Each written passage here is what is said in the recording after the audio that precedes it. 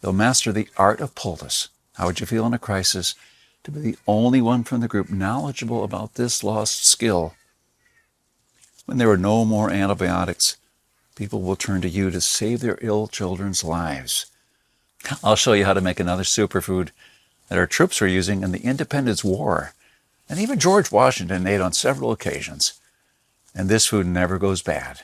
The awesome part of this, you can make this food in just 10 minutes. And I'm pretty sure you already have the ingredients in your house. The food's called pemmican, and it was widely in use by the natives of North America and also by the Western explorers who would go for months without contact with civilization. So you'll need 6 pounds of beef, 2 pounds of rendered beef tallow, and 1/3 cup of strawberries or blueberries. Let this dry for about 15 hours or until it's crispy. Toss it in the food processor until it becomes a powder.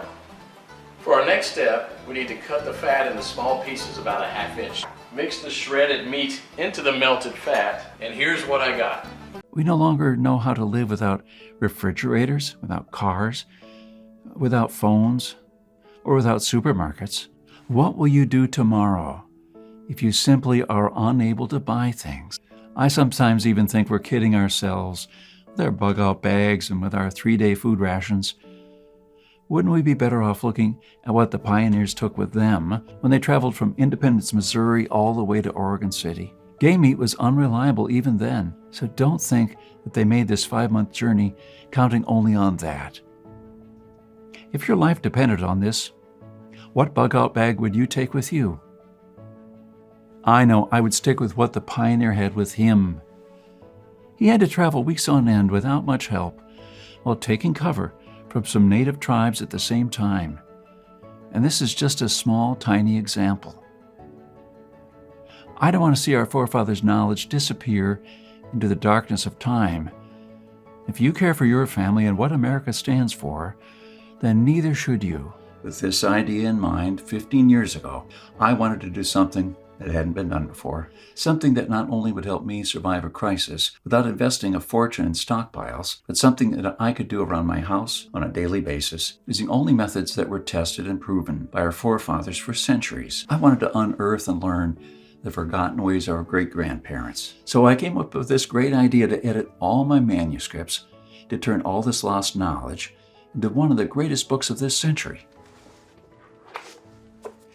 The Lost Ways.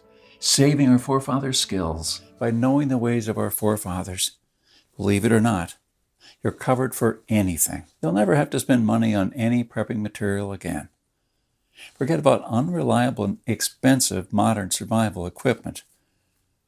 Why even bother reinventing the wheel when these things have been working right for centuries? The Lost Ways prepares you to deal with worst-case scenarios with a minimum amount of resources, just like our forefathers lived their lives, totally independent from electricity, cars, and modern technology whatsoever.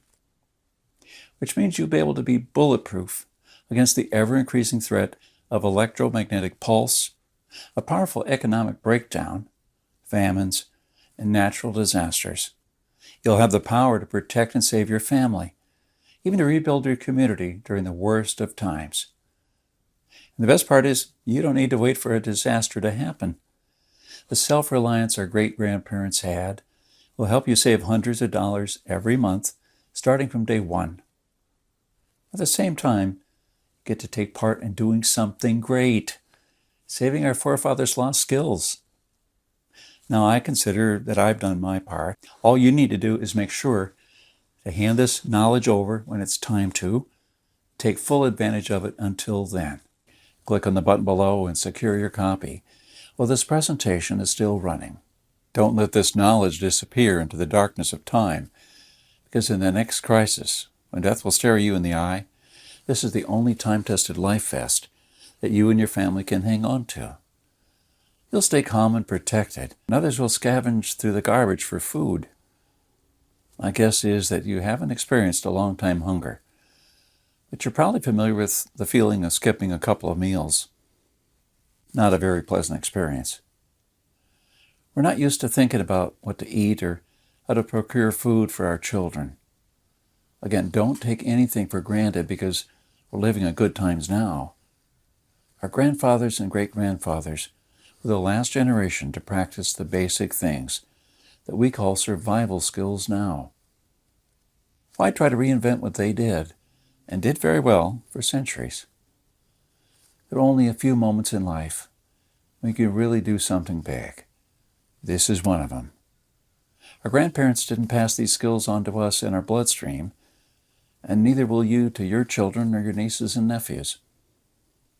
Take advantage of this presentation while it's still up, and save the lost ways by clicking on the button below.